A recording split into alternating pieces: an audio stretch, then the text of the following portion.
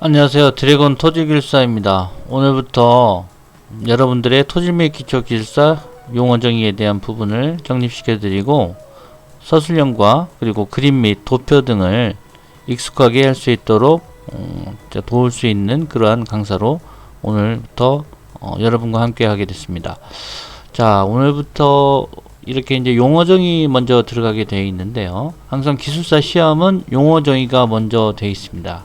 그래서 용어 정의를 정복하지 않으면 그것을 이제 최대한 할 수가 없어요. 그래서 서술형을 하는 데 있어서도 용어 정의가 먼저 밑바탕이 돼야 되기 때문에 용어 정의에 대한 부분을 이어갈 수 있도록 하겠습니다.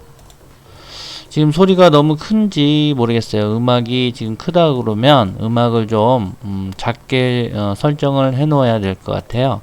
그래서 잠시만요. 지금 갖고 계신 용어 정의 책들 있지 않습니까? 그 교재를 가지고 이제 PDF나 아니면은 그 제본으로 갖고 계신 것이 있으실 텐데요.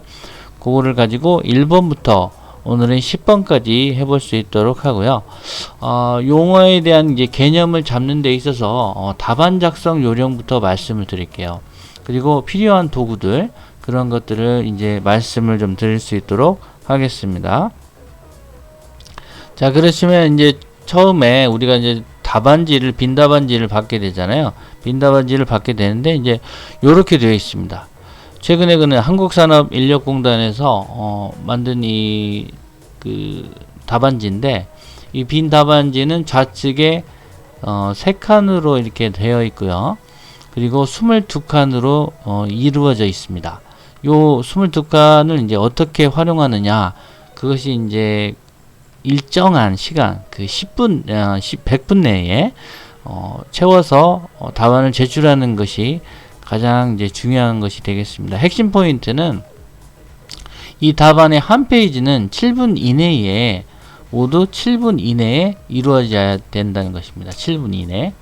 자, 그래야지 7분 이내에, 제가 항상 스트리밍 때도 말씀드리지만 7분 이내에 이루어져야지만이 100분 내에 답안을 작성할 수가 있습니다. 그래서 검토할 수 있는 2분의 시간에 여유가 있다면은 합격할 수 있다. 2분의 여유. 검토가 필요한 거죠. 검토. 자, 그래서 오늘 이제 처음부터 제가 이제 용어 정의를 먼저 말씀드리는 이유는 용어 정의를 70점을 목표로 하시고 70점을 못 맞으면 불합격이다 라는 그러한 전제로 출발을 하시면 되겠습니다. 그리고 나머지 이제 서술형에 대해서는 용어 정의가 70점이고요. 서술형에 대해서는 이제 60점 이상을 맞자.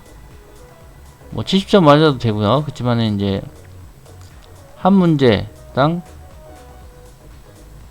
이제 15점이지 않습니까? 한 문제 이제 15점에 4개면은 60점이 나오기 때문에 서술형은 4문제, 이제 용어 정의는 10문제, 13문제 분에 10문제를 고르는 문제고, 서술형은 6문제 중에 이제 4문제를 고르는 겁니다. 그래서 용어 정의는 13문제 중에. 자, 그래서 이제 요 부분을 이제 들어가게 될 텐데요. 일단은 답안을 작성하는 요령을 먼저 아셔야 되고, 그 부분이 정확하게 시간 내에, 정해진 시간 내에 100분 안에 정확하게 제출이 되어야 되기 때문에 그거를 먼저 말씀드렸습니다. 자, 그래서 작은 창은 이제 이 메인 창이 혹시나 이제 나갈 수가 있기 때문에 작은 창을 좀 다시 구비를 해놨습니다. 그리고 토지 및 기초 기술사 이제 우측 위에를 보시면은 토지 및 기초 기술사가 위에 있고요. 기술사표가 있고, 저는 이제 건설안전 기술사가 하나 또 있습니다. 그래서 토지 및 기초 기술사와 이제 건설안전 기술사를 강의를 하고 있고요. 유튜브를 강의한 지는 이제 1년 6개월 정도 됐고요. 1일 영상을 계속 올려왔고, 지금 그래서 이제 용어 정의를 통해서 여러분들의 이제 합격률을 좀 단기 취득을 좀 할 수 있도록 그런 부분을 좀 터치해 드리려고 하고 있습니다. 자, 음악은 이제 좀 줄일 수 있도록 하고요. 음악은 완전히 이제 줄일 수 있도록 하겠습니다. 음악은 줄이고요. 자, 이제 용어의 정의에 대한 부분과 이제 서술형을 어떻게 접근할 건지에 대해서는 이제 수업을 하면서 강의를 하면서 여러분들에게 제시할 수 있도록 하겠고요. 그리고 좌측 위를 보시면 학습 목표가 있습니다. 학습 목표는 뭐냐? 예, 먼저 이 기술사에 대한 그 어떤 그 토지 및 기초 기술사라고 한다면 개념을 먼저 이해하고 그 시간 내에 답안을 작성하고 그림 도표 등을 조화롭게 배치할 수 있다. 그래서 한 페이지에 어떤 내용을 적고 그림과 도표가 적절하게 이루어질 때 시인성이 굉장히 크게 작용할 수가 있습니다. 그래서 여러분들의 어떤 그 성공이라기보다는 이제 합격에 가깝게 갈 수 있도록 제가 돕는 역할, 그런 조력자 역할을 할 수 있도록 하겠습니다. 오늘 첫날이고요. 좀 많이 떨립니다. 많이 떨리고 제가 이제 스트림을 많이 했지만 그래도 이제 요렇게 처음에 멘트를 해드리고 나서 이제 수업을 시작하는 것이 아이스 브레이킹 면에서 좋지 않겠나 해서 시작하게 됐습니다. 자, 그러시고 자, 그러면 이제 본격적으로 우리가 들어갈 부분에 대한 용어 정의부터 시작하겠습니다. 자, 첫 번째로 이제 식소트로피인데요. 식소트로피라는 건 이제 연약 지반에서 항타, 말뚝 항타나 이런 부분들이 이제 시간에 따라서 강도가 저하됐다가 다시 회복되는 현상을 말하는 겁니다. 그래서 이제 대체로 이제 인천 송도나 부산이나 이런 부분에 PHC 파일을 이제 항타를 하게 되는데 그 부분이 이제 그 시간에 따라서 그 지지력이 약해지는 부분이 있어요. 그것은 이제 릴렉세이션 현상이 났다가 다시 또 어느 정도 그 점토가 이산 구조에서 다시 면모 구조로 된다. 면모 구조로 됨에 있어서 그 부분이 지지력이나 지반 강도, 전단 강도가 상승하는 현상을 이제 식소트로피라고 합니다. 자, 그러면 이제 요거는 이제 연약 지반하고도 연관을 시킬 수가 있고요. 그래서 이제 연약 지반 개량과도 접목을 시킬 수가 있어요. 연약 지반 개량.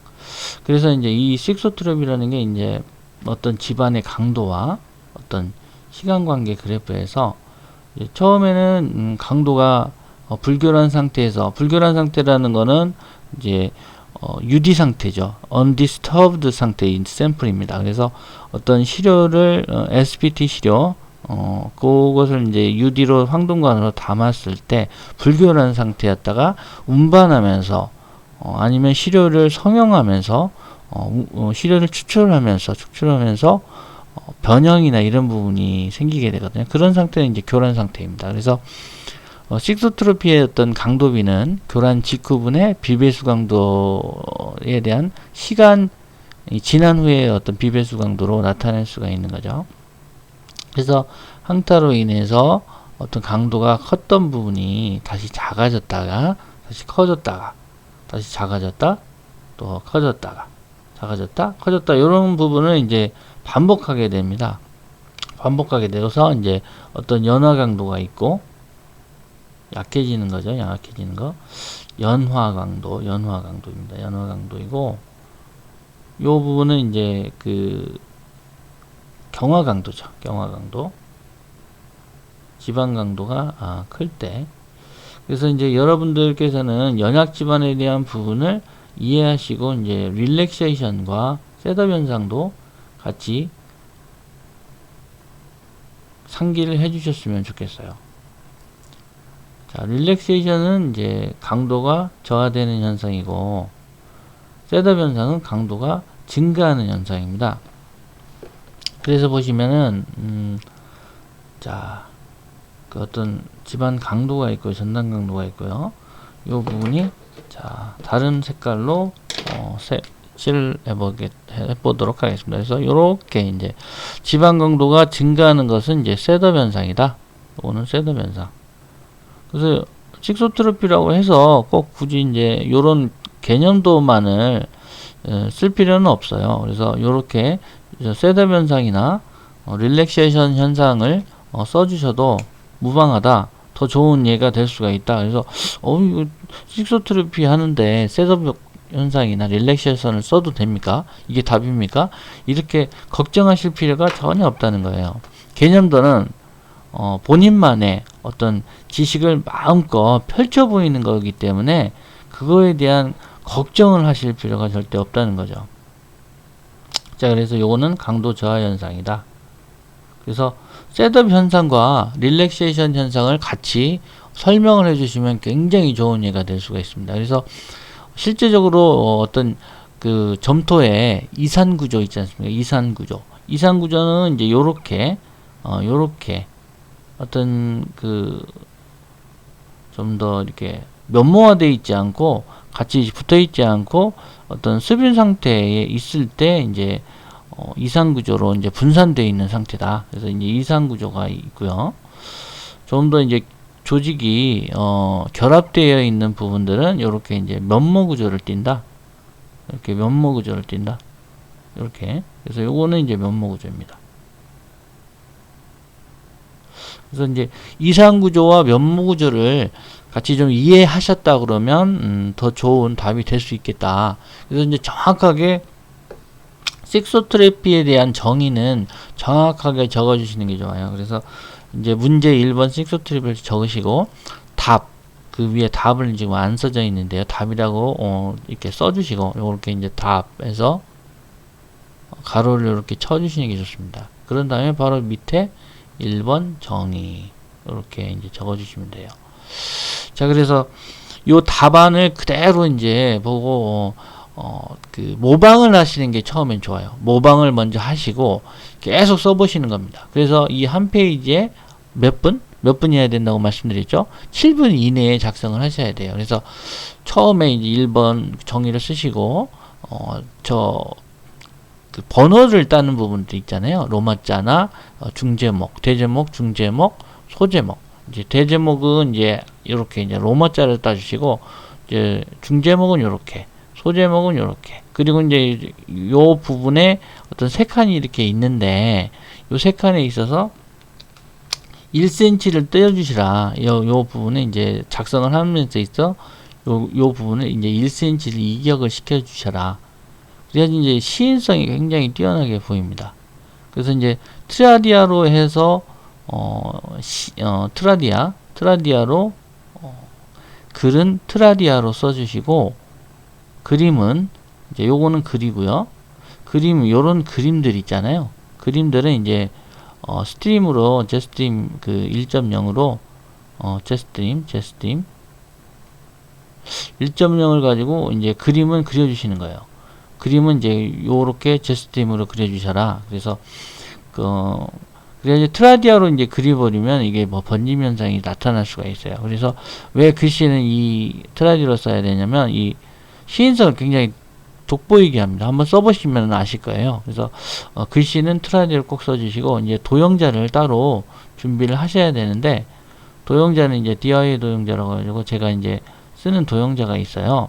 그 부분은 이제 하면서 다시 한번 설명을 드릴게요. 오늘은 이제 첫날이고 10문제를 함에 있어서 어떤 응용하는 부분들을 이제 천천히 다시 한번 설명을 좀 드리도록 할게요. 그리고 이제 공학용 계산기도 준비를 좀 하셔가지고 혹시나 이제 대부분은 이제 그 계산 문제는 저는 이렇게 터치하진 않아요. 왜냐면은 가다가 틀리거나 중간에 문제가 있으면 그 문제가 다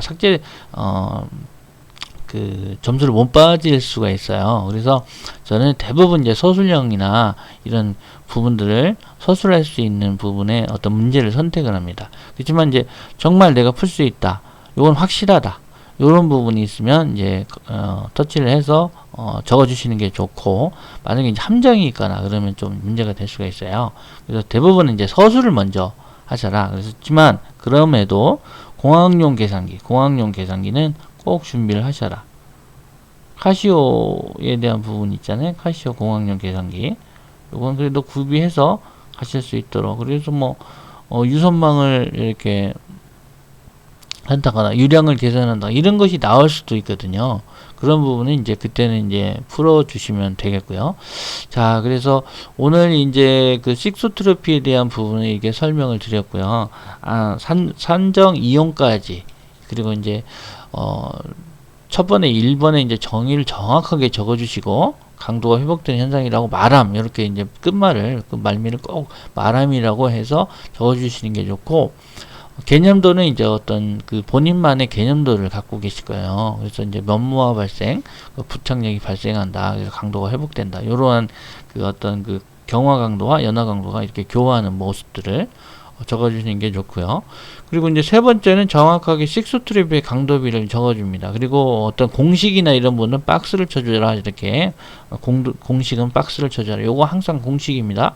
잊지 않으시고 적어주셨으면 좋겠고, 그리고 이제 산정 방법에 대해서 간단히 설명해 주시고, 이제 한 페이지에 3개의 그림과 도표가 있어주는 게 좋습니다. 그렇게 하시고, 산정 이용에 있어서는 현장 시험 계획, 현장 시험 계획을 이제 수립하게 되는데요. 다음으로 이제 넘어가게 됩니다. 넘어가게 되는데, 잠시만요. 이제 요렇게 이제 다음 칸으로 넘어갈 수 있게끔 준비가 되어야 되는데, 잠시만요. 여기 좀 말을 또 안 듣습니다. 여러분들이 이제 요렇게 빈 답안지를 작성하실 때 최근 걸로 이제 작성해 주셨으면 좋겠다, 이런 의미가 있고요. 자, 그러면 지금 식소트로피에 대한 부분이 넘어가야 되거든요. 자, 그러면 다음에 대해서 말씀을 드릴게요.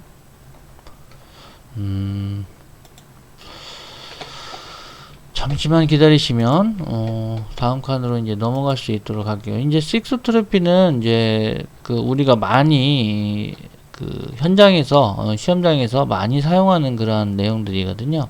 그래서 이제 점을 찍으면 이제 넘어가네요. 점을 찍으면, 자, 보시면 이제 넘어갑니다. 그래서 점토 지반 설치 말뚝은 시간에 따라 결정되고 재할 시험 시간이고 계량 후 확인 시험 시간, 이런 것들을 이제 결정할 수가 있다.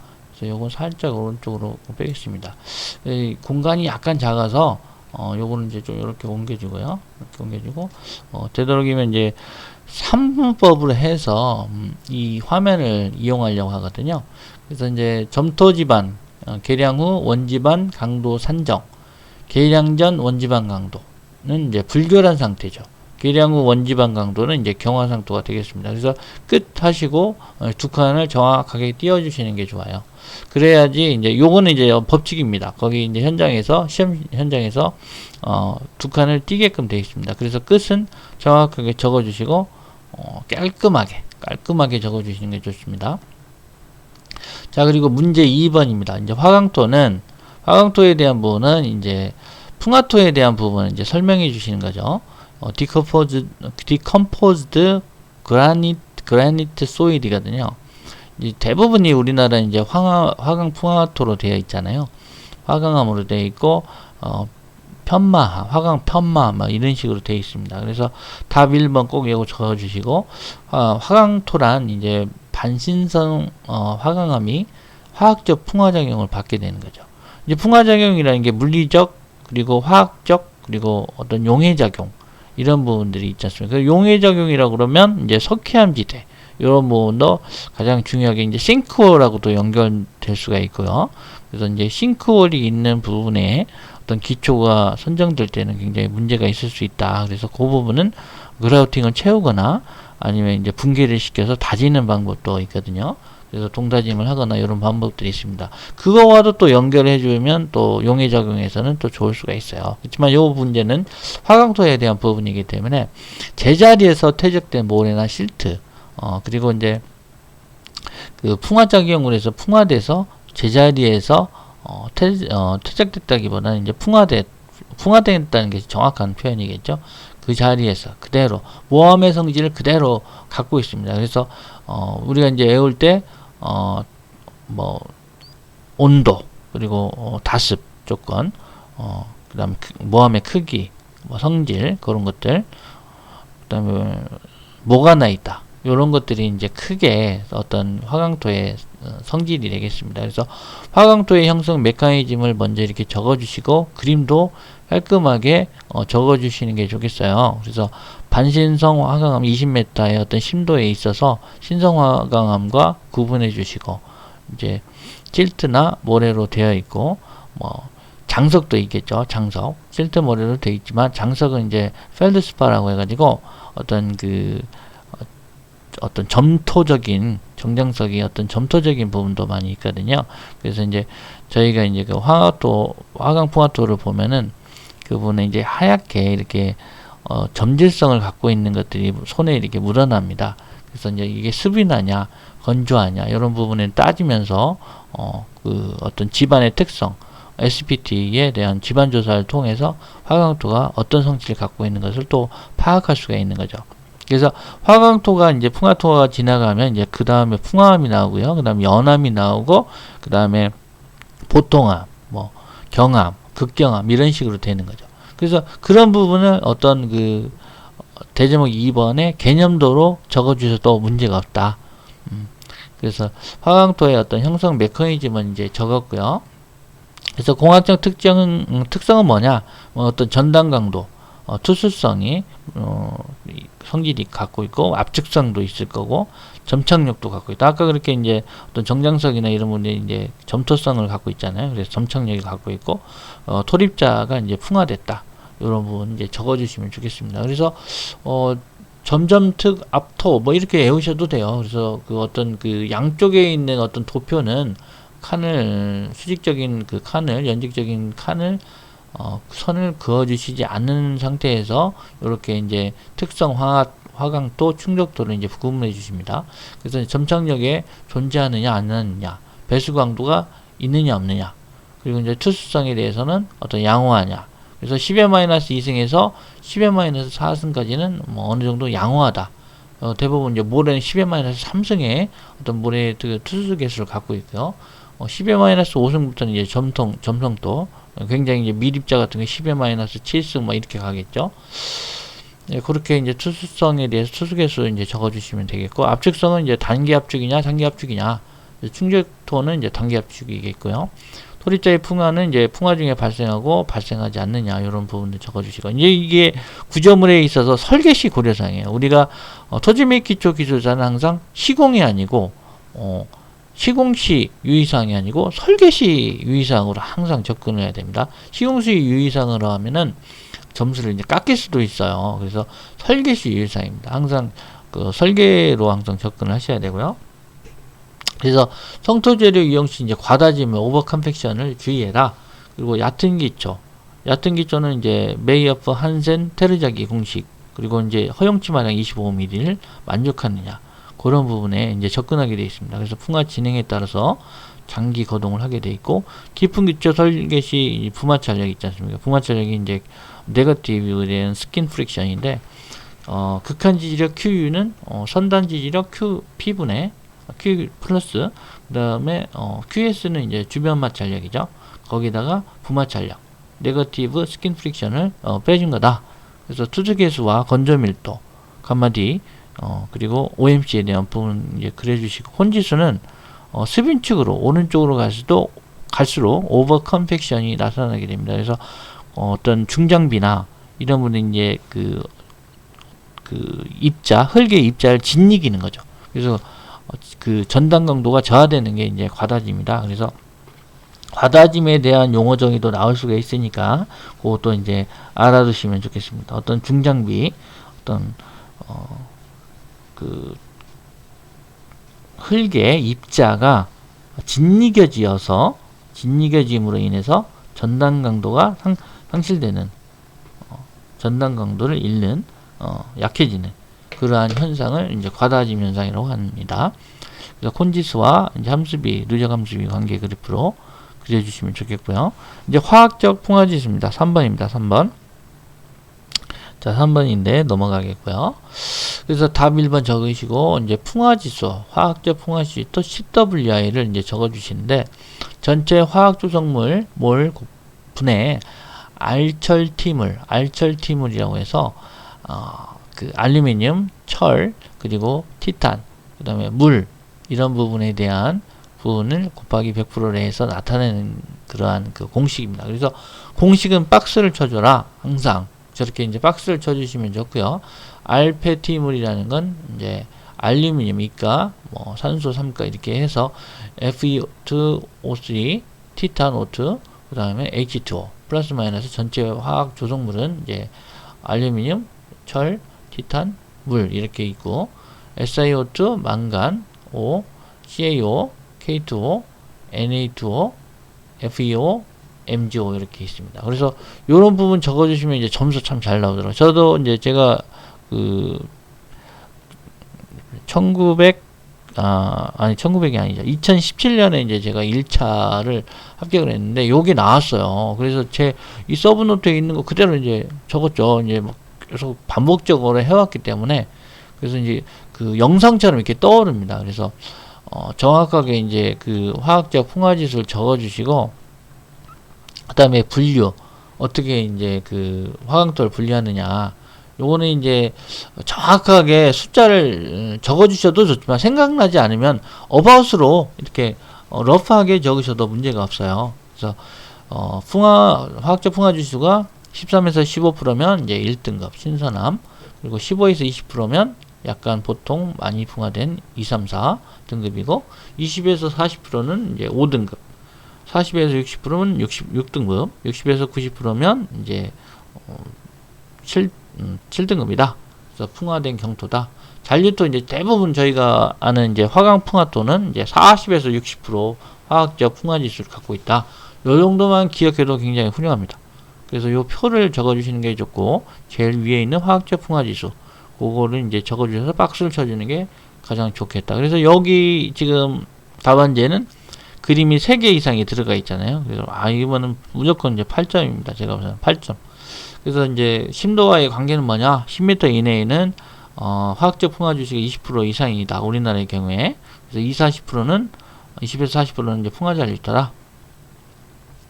그렇게 이제 이해하시면 될 것 같아요.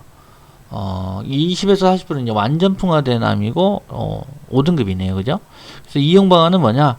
우리나라의 적합한 풍화 기준 그런 것들을 이제 정립하고 안정 처리 방법을 이제 좀 정립할 수가 있다. 그래서 제일 우측 밑에 있는 요 화학적 풍화 지수와 심도와의 관계 그래프를 잘 기억해 놓으셨다가 시험장에서 적어주시면 아주 훌륭한 답안이 될 것이라고 생각합니다. 자, 그리고 이제 4번입니다. 해성점토. 이제 요거는 이제 고요한 바다에서 운반돼서 응집 침강된 그런 균질한 점토잖아요. 그래서 1번 정의를 적어주시고, 형성 과정에 있어서는 이제 화학적 풍화 작용이 있고, 점토 광물이 생성되고, 동형지환이 Mg가나 알루미늄 성가, 요렇게 해서 이제 그 어떤 그 부분을 이제 연자와 원자 사이에 치환되는 부분들이 있잖아요. 요것도 이제 동형치환도 용어 정의로 나올 수가 있으니 준비를 해주시는 것도 좋을 것 같습니다. 동형치환. 그래서 이제 유수로 인해서 이제 운반되고 고요한 바다에 도달하면 응집 침강을 하게 된다. 그래서 퇴적 후에 형성된다. 그래서 공학적인 특징과 특성과 이제 비교를 적어주시는 거예요. 전투압. 이렇게 이제 전투압으로 전단 강도, 그 다음에 투수성, 압축성으로 이제 적어주시는 거죠. 그래서 해성점토와 정규 안밀점토와의 관계를 이렇게 이제 적어주시는 것이 좋겠습니다. 그래서 해성점토는 이제 그대로 이렇게 쌓였기 때문에 굉장히 그 정규 안밀점토보다는 어떤 그 시간적인 부분이 좀 덜 안밀되어 있기 때문에 이 CU라는 그 전단 강도가 좀 작죠. 그래서 정규 안밀점토는 좀 크고요. 이제 과안밀점토는 더 크겠죠, 그죠? 그리고 이제 해성점토는 면모구조나 이제 간극비가 커서 투수성이 크고요.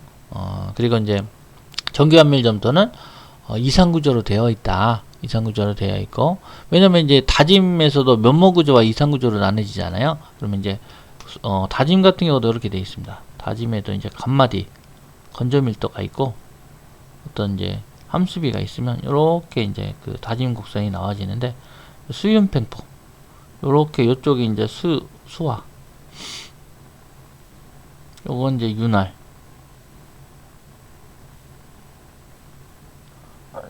요거는 이제 팽창, 요거는 이제 포화.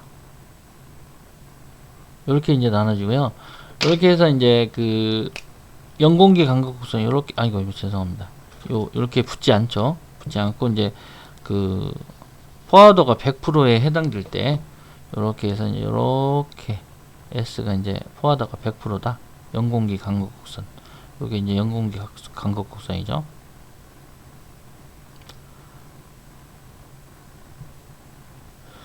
그래서 이제 요거에 이제 가까워질수록 이제 그 S가 이제 90%냐 80%냐 이렇게 이제 나눠지가 되거든요.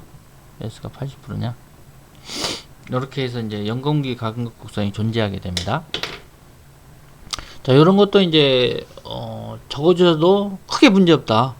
뭐 문제 될 거 있습니까? 그래서 면모 구조와 이제 그 이상 구조를 설명함에 있어서 요 이제 OMC 감마 D맥스와 요게 이제 감마 D맥스죠. 여기가 다짐을 하면 이제 최대 건조 밀도가 나오고, 여기 이제 OMC가 여기에 존재하죠. 옵티멈 모이스처 컨텐트, 그러니까 최적 함수비란 뜻이죠. 최적 함수비. 그래서 이제 요 점을 찾아내는 게 가장 중요하잖아요. 다짐에서는. 그래서 D 다짐을 하느냐, A 다짐을 하느냐. A 다짐은 좀 작은 거고요. D 다짐이 좀 큰 거고요. 그죠? 그래서 이제 요걸 왜 말씀드렸냐면, 이제 이쪽으로 해서 요쪽은 이제 면모구조, 요쪽은 이상구조거든요. 요게 이제 면모구조.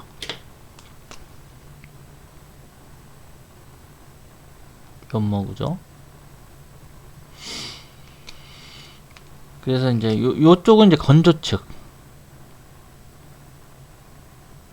요게 건조측이 되겠고요. 요게 이제 그 이산구조입니다. 이산구조. 수빈축에 이제 해당이 되죠. 그래서 아까도 이제 그 이쪽 부분에 있어서 이제 그 과다짐이 난다고 그랬잖아요.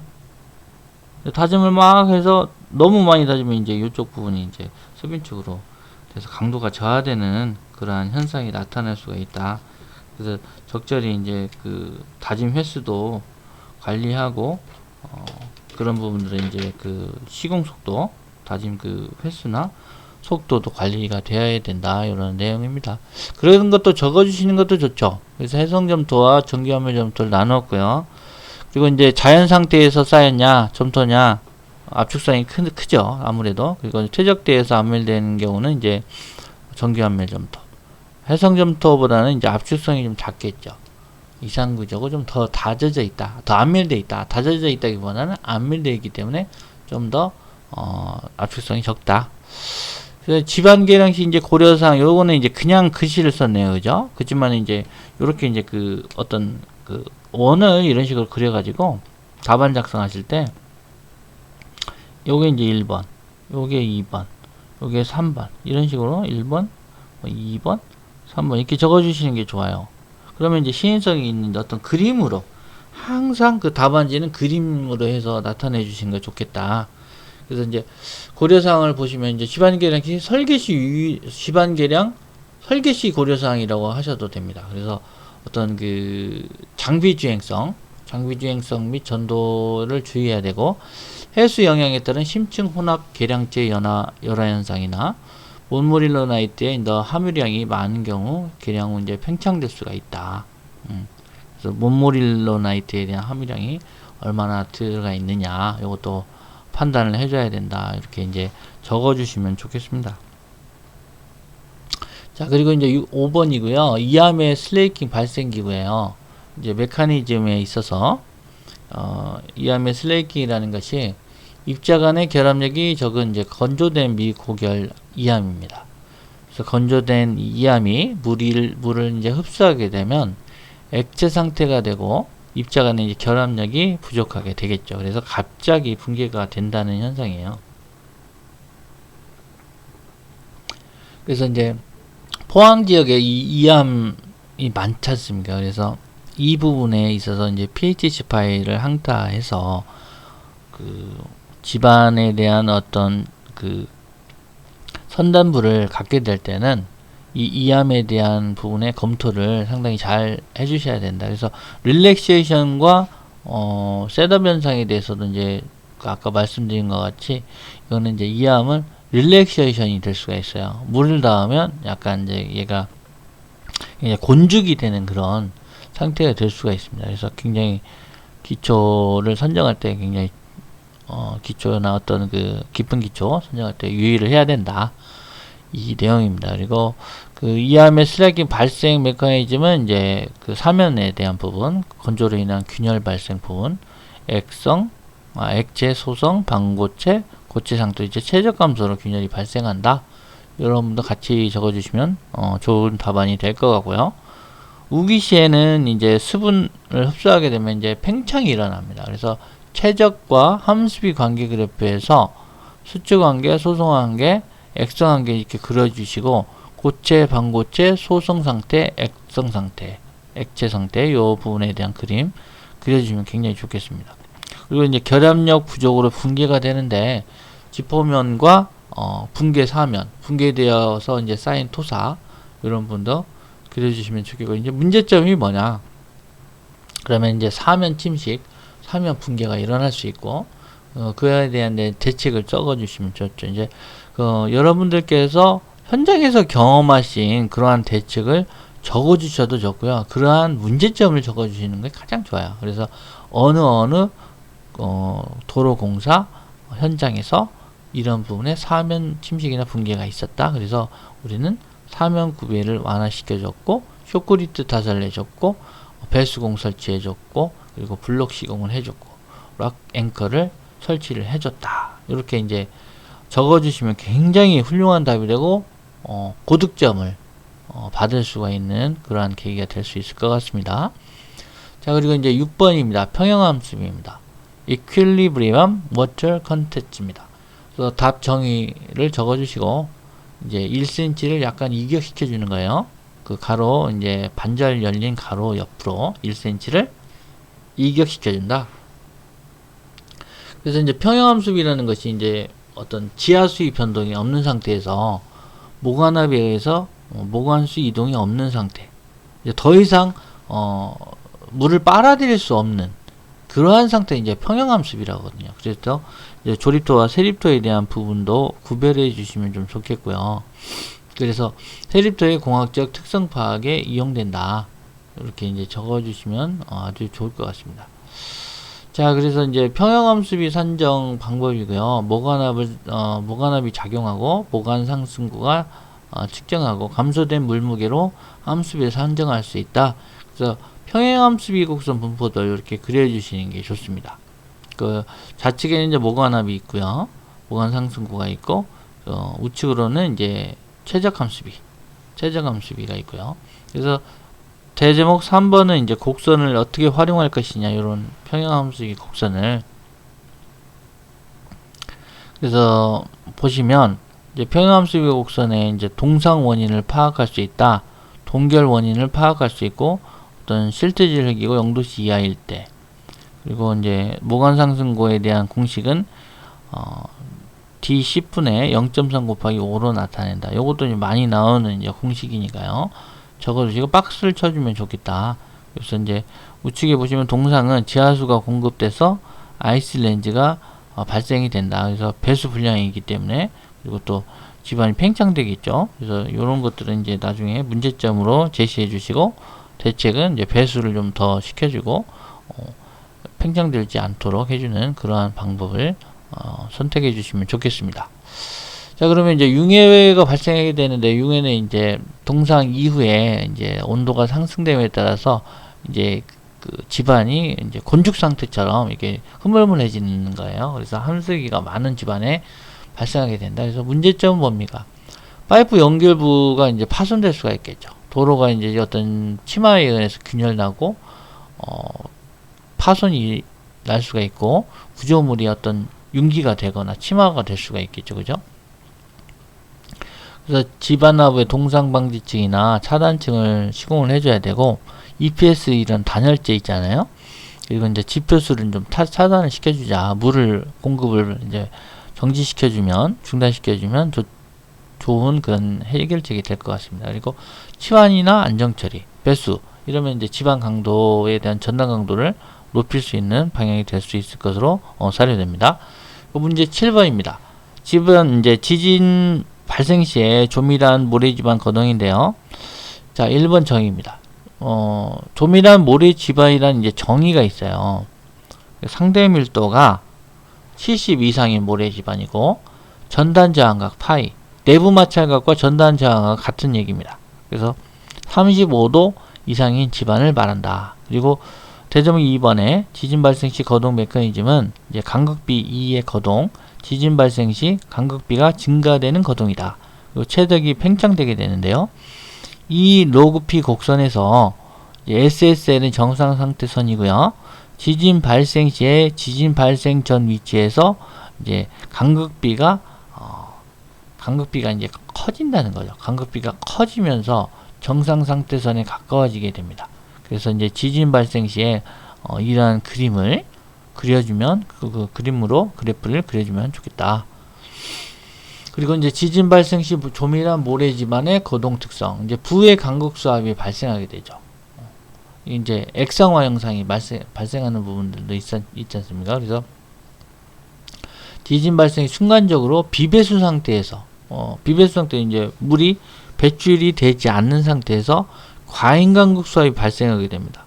그러면 이제 최적 팽창으로 과잉 간극 수압이 발생하게 되고 이런 부분들이 이제 그 느슨한 모래와 조밀한 모래 요 부분으로 나눠주시면 좋겠다.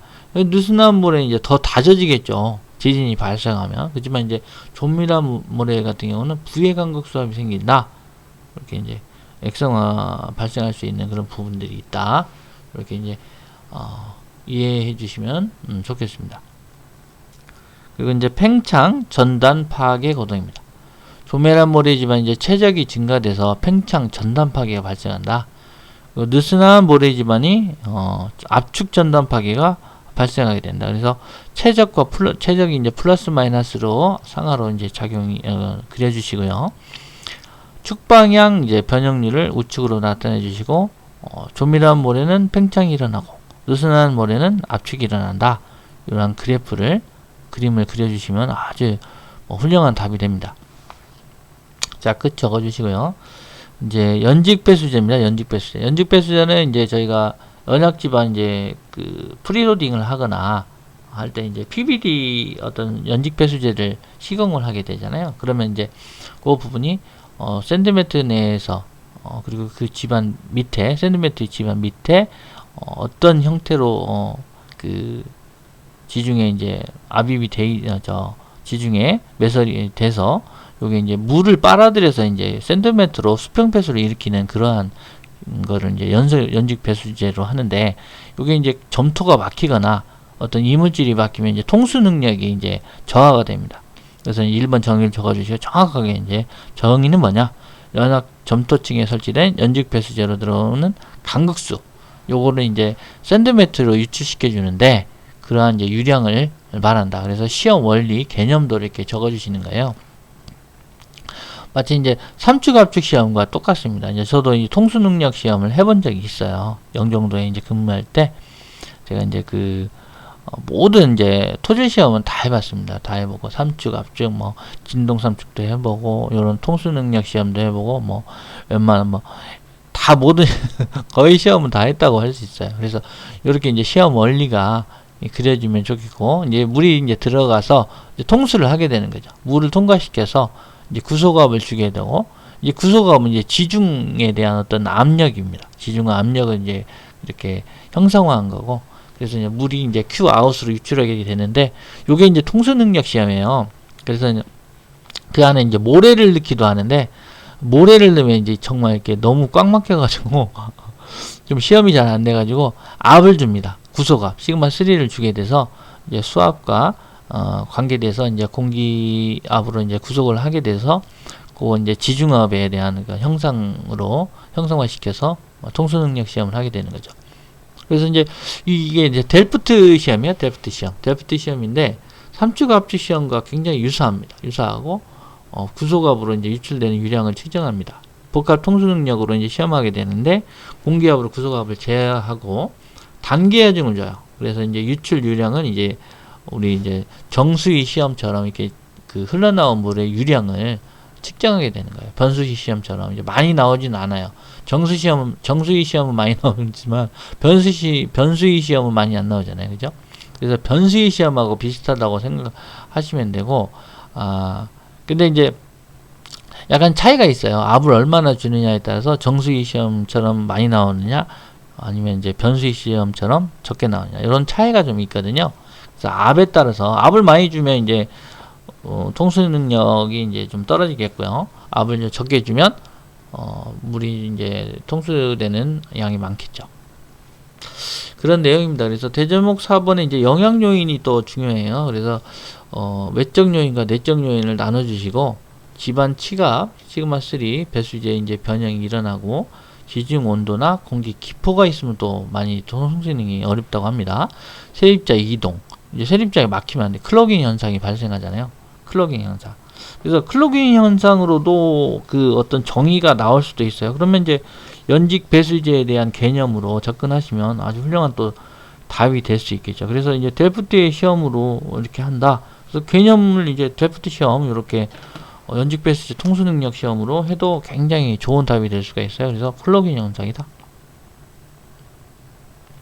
이게 이제 막힘 현상이잖아요. 막힘 현상. 클로깅 막힘. 막힘 현상이다. 요것도 용어 정의가 나올 수 있기 때문에 통수 능력 시험과 같이 결부해서 공부를 해 놓으시면 좋겠다. 이런 내용입니다.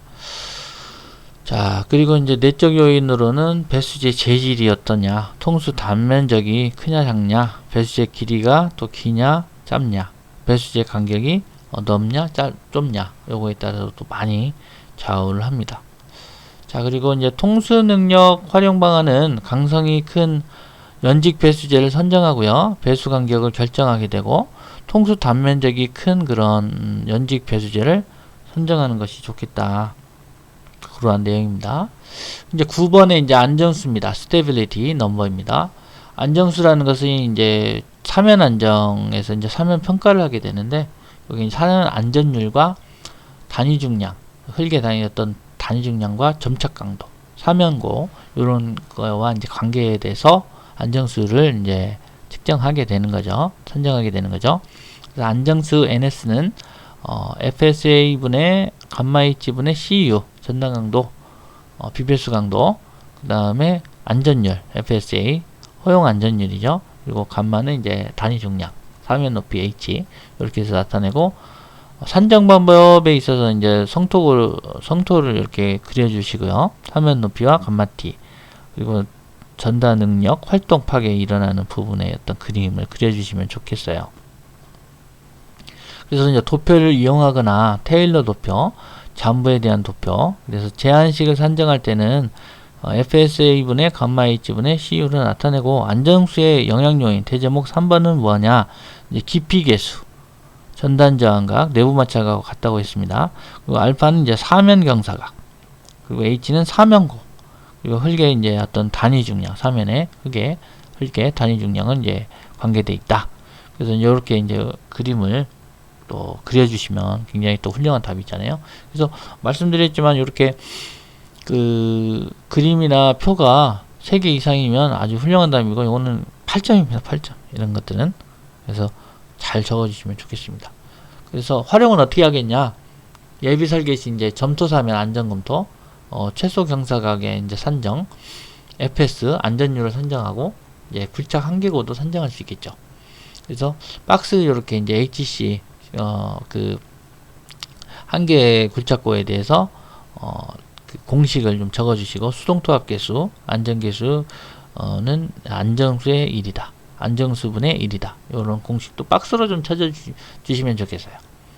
그리고 마지막으로 이제 오늘 마지막 강의 이제 10번입니다. 사면 침식, 슬로프 이로전. 답 1번 정의 적어주시고요.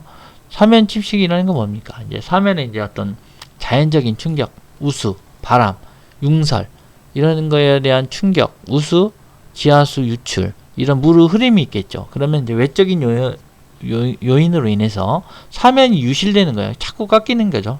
쇄골이라는 거. 침식과 쇄골은 이제 비슷한 그런 의미가 있습니다. 이제 교량에서 쇄골이 많이 있죠. 교량에서 어떤 물이 이제 굉장히 가속 이제 그 유속이 빠른 곳에서 교량의 어떤 그 하부에 그 교각 밑에 기초에 굉장히 많이 와류가 생기면서 에디플로우라고 하죠. 에디플로우가 많이 생기면서 이제 깎이고 되면 그 부분이 이제 그 전도될 수도 있는 그런 문제가 생깁니다. 그래서 그런 부분을 이제 트리포드나 어떤 그런 어떤 그 집안을 기초를 안정화시켜 줄 수 있는 것들을 해야 되겠죠. 그래서 이제 사면침식으로 다시 가면요. 발생 메커니즘이 이제 강우나 강설, 급경사 사면 보호공이 이제 미흡하거나 미설치됐을 때, 지하수가 유출됐을 때, 그리고 이제 배수로를 설치 안 하면 이게 문제가 크죠. 배수로. 항상 뭐 보강도 옹벽도 배수로. 이런 부분들이 미설치되면 굉장히 배부름 현상도 생기고 유지 관리가 불량하게 됩니다. 자, 그래서 어떤 강우가 있고 사면 우수에 대해서 침식이 계속 일어난다. 그래서 치민전선에 대한 부분 그려주시면 좋겠고요. 사면 내 물이 유치되거나 그런 부분들 적어주시면 좋겠습니다. 그래서 발생 시 문제점이 뭡니까? 이제 구속응력이 감소된다. 사면 활동력이 증가되겠죠. 그럼 붕괴 현상이 발생할 수 있고 사면 안전율이 저하되고 사면이 붕괴된다. 그런데요. 활동면에 따라서 이제 구속 응력을 감소시켜줘야 되는 그런 그림과 어떤 그 FS 전단 응력 타워분의 S 전단 강도를 나타내 주시고 요게 이제 1보다 작아지면 문제가 되죠. 안전율이 1보다 커야 되는데 그거보다 작아지면 안전율이 저하돼서 사면이 붕괴된다. 그래서 침식과 급경사, 붕괴 발생, 활동면 이런 걸 그림을 꼭 그려 주십시오. 대책은 이제 식생보호공이 있겠고요. 구조물 보호공도 있고 블럭으로 한다든지 아니면 뭐 돌붙임공이나 쇼크리트, 때붙임, 식생공, 파전공, 그다음에 배수시설 굉장히 중요합니다. 그래서 지표수 배수공과 지하수 배제공 이런 것들을 정확하게 해주시는 것이 좋겠습니다. 그래서 오늘은 이제 여기까지 해서 1번에서 10번까지 해서 토지매입 쪽에서 용어 정의를 마치겠고요. 다음 시간에는 이제 문제 11번부터 20번까지 해서 좀 더 강의를 좀 수준 좀 퀄리티를 좀 높이면서요. 그래서 DIY 도전자를 좀 어떻게 활용할 것이냐 이런 부분들과 이제 그 제 강의는 어떤 한 문제에 대해서 계속 연계해서 다른 문제들을 풀어나갈 수 있는 방법들을 찾고 그리고 이제 다음 시간에 이제 서술형을 좀 더 보완할 수 있는 방법이 뭐냐 그리고 그림과 도표를 어떻게 넣을 것이냐 이런 것들이 계속 심화학습을 계속 시켜드릴 거예요. 그래서 응용력을 기를 수 있도록 그렇게 하겠습니다. 그래서 오늘 시간에 이렇게 마치도록 하겠고요. 건강하시고 다음 시간에 뵙겠습니다. 감사합니다.